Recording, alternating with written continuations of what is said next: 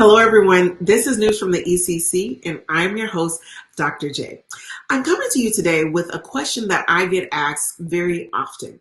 And that question is, how do I, as an IO psychologist, post content that people actually want to engage with, that people actually find valuable and want to use in their everyday life or in their workplace?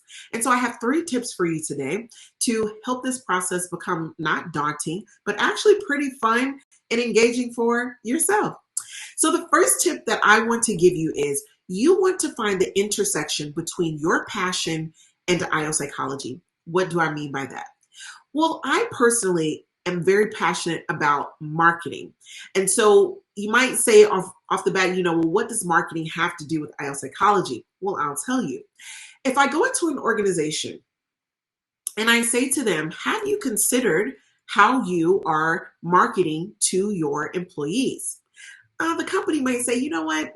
No, not really. I mean, we provide them with a check. We provide them with a fun and cool workspace. We give them great benefits. So I think that's good marketing enough. That's what keeps them here. But then if I audited their organization and I saw how they truly were marketing to their employees, my goal would be to help them see on how their employees are their biggest influencers. And the reason they should care about that is because the employee are the ones who are external facing to the company, whether that's in their own personal life, whether that's to potential big name clients, or whether that's to rekindling or building and fostering the relationships with their current clients. It is important that the company is internally showing their employees that they are showing up for them, that they are there working for them, and that they are willing to provide or do whatever it is for them to create a workplace that provides psychological safety, that provides growth and development, and also that fosters and enhancing their well-being. So by helping the company to think about how marketing not only to the outside world is important, but also marketing to their biggest influencers, their employees, it can, as a IO psychologist, I'm helping them to understand the workplace culture in a very different aspect because of my passion. So again, the number 1 tip that I have for you is to identify how your passions intersect with your expertise and use that as a way to talk about on social media.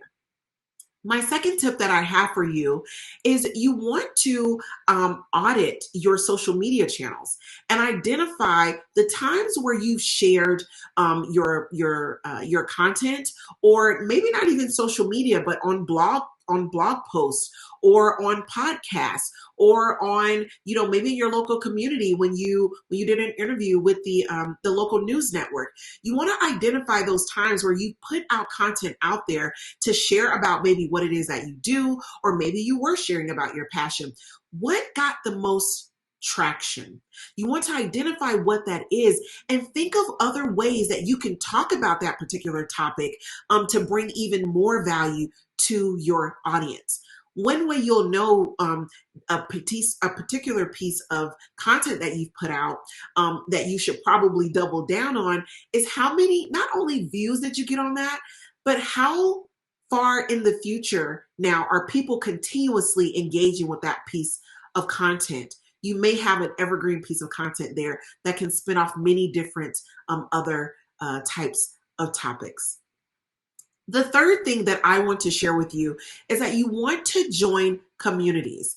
As IO psychologists, we are very good at knowing our own, which I think is one of the biggest challenges for our industry because we all know each other, but who knows us? And that is the question and the challenge that I put before you, and that if we started to join communities, again, communities that may be of interest to us, like I'm very involved in marketing communities. So maybe you are into pageantry, or maybe you are into race cars. What if you started to join those communities on all of your social channels and you just started to see what are people asking about? What are they constantly talking about? And truly sit down and strategize or ideate on how does this relate to IO psychology?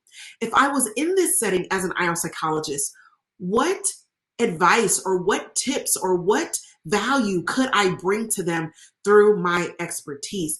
And when you start to do that, when you start to see that you're adding to the conversation in a way that a lot of other people in the group just can't, you start to see that, wait a minute, there's something here. And if I'm into race cars, actually, that's what I want to talk about more.